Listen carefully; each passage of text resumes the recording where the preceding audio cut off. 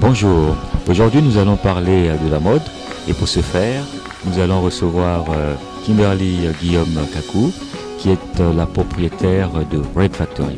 Merci. Bonjour Kimberly. Bonjour Constantin. Comment ça va? Ça va bien et toi? Ben écoute, ça va très bien. Merci beaucoup d'avoir accepté notre invitation. Merci à toi de m'avoir invité. Ben écoute, tout le plaisir est pour nous. Tu sais que la règle de l'émission voudrait que tu te présentes. Donc dans un premier temps, on va parler de toi. Okay. Et puis par la suite, on parlera de ton entreprise, Red Factory. Parfait. Ok. Alors Kimberly, est-ce que tu peux nous parler un peu de toi, de ton parcours? Je vous parle un petit peu de ma formation. Ok. J'ai étudié à UQAM en comptabilité. Ok. Si je vous parle de mon expérience de travail, en fait, j'ai touché à pas mal de choses dans ma courte vie. Ok. J'ai commencé à travailler relativement jeune. À 15 ans, je travaillais à la ronde. Wow. J'ai travaillé dans une cafétéria, je faisais la vaisselle. J'ai travaillé dans une pharmacie à un moment donné. J'étais agent de recouvrement. J'ai fait vraiment beaucoup de choses. Excellent. Parce que j'ai toujours été du genre à vouloir être vraiment débrouillarde et indépendante financièrement. Mais je vous dirais que ma vraie expérience de travail, c'était après mes études. J'ai travaillé pendant 1 an et demi, à peu près 1 an, pour une firme de distribution de nourriture. Ah oui, c'est excellent ça. Comme analyste financier. Mais c'est vraiment à cet emploi-là que j'ai pu voir ce qui me passionnait réellement dans la vie. Alors, ma passion, c'est l'entrepreneuriat. Ce qui m'intéresse, c'est de bâtir, c'est de créer, c'est de partir de rien, puis de faire en sorte que ma vision se concrétise. Excellent. Excellent. Mais d'où tires-tu cette passion de l'entrepreneuriat? Est-ce que c'est quelque chose qui est familial? Est-ce qu'il y a des gens autour de toi qui sont entrepreneurs? Ou d'où vient cette flamme entrepreneuriale? En fait, je viens d'une famille de femmes très fortes. On est très débrouillardes. C'est vraiment quelque chose d'inné. J'étais à la cour d'école à 7-8 ans, je vendais de la gomme ballon, je me faisais des prostis, j'en vendais. C'est quelque chose qui est toujours en moi. Excellent. Tu as fait des études d'administration? En comptabilité. En comptabilité, les chiffres. Pourquoi les chiffres? En fait, je trouve que c'est le meilleur domaine pour comprendre comment une entreprise fonctionne. Si on comprend les chiffres, si on sait compter dans la vie, je pense qu'on sait tout faire. Puis je trouve aussi que dans l'administration, ce qui est un petit peu plus complexe, c'est la comptabilité. Donc moi, je voulais m'aventurer dans le plus complexe pour bien comprendre comment ça fonctionne, pour ensuite appliquer toutes les compétences, aptitudes que j'ai pu développer à l'université dans mon entreprise. Qu'est-ce que tu retiens finalement de tout ce parcours-là? J'ai retenu que tout ce que j'ai fait, même si je n'aimais pas nécessairement ça, ça me sert à ce que je fais aujourd'hui. J'ai appris à être indépendante financièrement, à trouver des moyens de me débrouiller. Est-ce qu'il y a des gens là-dedans qui t'ont aidé, qui t'ont poussé? Oui, c'est sûr que ma mère m'a toujours encouragée. Elle m'a toujours encouragée à être débrouillarde.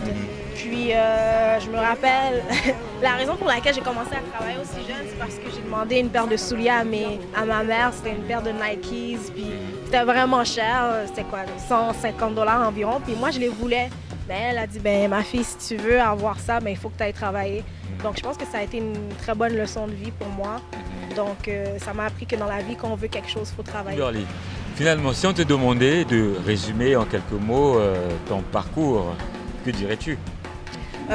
Si je devais résumer mon parcours en 3 mots, je dirais le travail acharné, la débrouillardise, puis l'indépendance.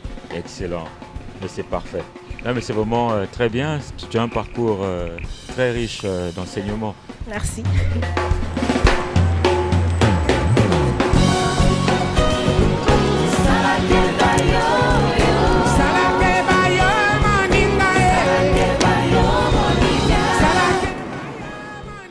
Alors Kimberly, donc place à la deuxième partie de l'émission. Donc on va parler Red Factory. Mais d'où est venue l'idée de lancer Red Factory? En fait, j'ai lancé Red Factory parce que je trouvais qu'il y avait des lacunes sur le marché du vêtement ici au Québec. La manière dont ça arrivait, c'est vraiment tombé par hasard. C'est que je cherchais désespérément une robe de soirée. Ok.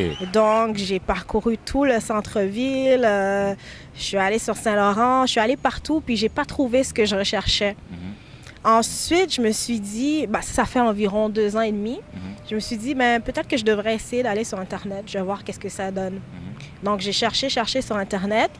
Puis finalement, j'ai trouvé ma robe parfaite. Je l'ai commandée. Puis, j'étais satisfaite du produit, mais il y a plusieurs autres choses que je n'étais pas totalement satisfaite. Lesquelles, par exemple? En fait, j'étais surprise qu'à la porte, j'avais eu des frais de douane quand même assez dispendieux. J'ai pas été mise au courant. Je n'étais pas satisfaite du fait que si je n'étais pas satisfaite de la robe, le retour, il était à mes frais. Donc, ces lacunes-là, je voulais les combler. Puis ensuite, j'ai fait des recherches au Canada, au Québec, à Montréal, à savoir s'il y avait d'autres magasins en ligne qui existaient. Donc, mis à part les magasins à grande surface qui œuvrent aussi en ligne, j'ai trouvé que les autres magasins en ligne manquaient de sérieux. C'est-à-dire? Je trouve que les sites que j'avais vus, ils ne portaient pas vraiment confiance. Je trouvais qu'il y avait des lacunes dans les produits. Donc, moi, j'ai voulu apporter quelque chose de plus avec ce que j'avais à offrir sur le marché. Puis, je voulais offrir quelque chose d'exclusif. Donc, oui, les magasins à grande surface avaient des bons commerces en ligne, très développés. Mais moi, je voulais amener de l'exclusivité. Je ne veux pas vendre ce que les grands magasins de ce monde, comme Simons, etc., vendent. Je veux vraiment vendre quelque chose qui ressemble aux consommateurs qui viennent chez moi. Mais on va y revenir sur cet aspect. Okay. Donc, toi, tu es donc partie d'une expérience personnelle. Oui. Donc, partant de là, tu décides de monter ton entreprise et tu trouves le nom Red Factory. Pourquoi Red Factory? En somme, ça veut dire quoi Red Factory? Est-ce qu'il y a une signification particulière derrière ce nom? Oui, en fait, le rouge a toujours été ma couleur préférée. Okay. Je trouve que ça représente plusieurs belles valeurs qui sont véhiculées à travers mon entreprise. Le rouge, ça représente la passion. Ça, c'est la chose numéro 1 dans mon entreprise, la passion, la détermination. Très souvent, on retrouve le rouge sur plusieurs drapeaux.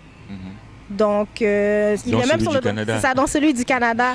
Donc, ça représente la passion, la détermination. Puis, je voulais que ce soit Red Factory, donc une entreprise où est-ce que toutes ces valeurs-là sont véhiculées. Donc, toi, les valeurs véhiculées par ton entreprise, au-delà de la passion, ce serait quoi? C'est une entreprise jeune. Je veux que ce soit jeune. Je veux qu'on soit très créatif. Je veux que ce soit innovateur. Puis, c'est aussi de ne pas avoir peur du risque. Donc, il y a des vêtements qu'on vend chez Red Factory, que ce n'est pas tous les commerçants qui auraient pris le risque d'acheter ce vêtement-là parce que ça sort tellement de l'ordinaire. Donc, c'est de prendre le risque et d'être créatif dans tout ce qu'on fait. Mais pourquoi prendre ce risque? Est-ce que tu voulais dire par là que les magasins, par exemple, qui sont ici à Montréal, ne satisfont que très peu les demandes de certaines consommatrices? Ça satisfait les demandes des consommatrices, mais je me rends compte qu'il y a un créneau de consommatrices qui ne sont pas nécessairement satisfaites comme moi. Je n'étais pas satisfaite personnellement. Je n'avais pas envie de m'habiller comme tout le monde m'habillait, donc j'avais toujours tendance à aller acheter dans les boutiques. Mais en bout de ligne, pour moi, c'était plus facile de commander en ligne. Je n'ai pas à me déplacer. Je trouvais ça long. Chercher de l'exclusivité, c'est long. Il faut avoir du temps pour faire ça. Donc, en ligne, pour moi, c'était la meilleure solution. OK. Alors, donc toi, tu cibles qui exactement? Moi, je cible les jeunes femmes de 18 à 35 ans. Les jeunes femmes qui recherchent l'exclusivité. Il y a 2 types de vêtements. Il y a des vêtements qui sont plus pour les femmes qui aiment vraiment sortir du lot. Donc, c'est pour la jeune femme qui sort le soir, mais c'est pour aussi la jeune professionnelle qui veut aller travailler. Donc, il il y a vraiment un éventail de choix pour satisfaire la clientèle. Ok. Est-ce que c'est juste des habits ou bien il y a des accessoires aussi? Il y a des accessoires aussi. On est présentement en train de travailler sur la section accessoires. Il y en a beaucoup plus qui vont arriver dans le futur. Donc, oui, il y a des accessoires aussi, qui sortent de l'ordinaire aussi, qui suivent la même mission de l'entreprise, Excellent. l'exclusivité. Ouais. Aujourd'hui, sur Internet, on trouve une panoplie de boutiques en ligne. Oui. Mais quelle est la marque de fabrique de Red Factory? The Red Factory, c'est des vêtements exclusifs. C'est des vêtements originaux. Ça sort de l'ordinaire. C'est des coupes différentes, des couleurs différentes. Puis, c'est des vêtements qui, ici au Québec, sont difficiles à se procurer. Présentement, on fait affaire avec 2 grosses marques internationales. C'est Ming Pink et Bébé Dakota. Il y a pas beaucoup de points de vente pour ces marques-là ici au Québec. Okay. Puis, c'est des marques qui sont très, très reconnues en Europe, aux États-Unis, mais qui n'ont pas encore percé le marché québécois. Donc, c'est bien pour les clients qui connaissent déjà ces marques-là de venir acheter chez nous. Ou sinon, on a des vêtements sans marque, mais juste à cause de l'originalité, nous, on a décidé de vendre ces produits-là. Est-ce que c'est des produits qui viennent du Québec, le cas échéant?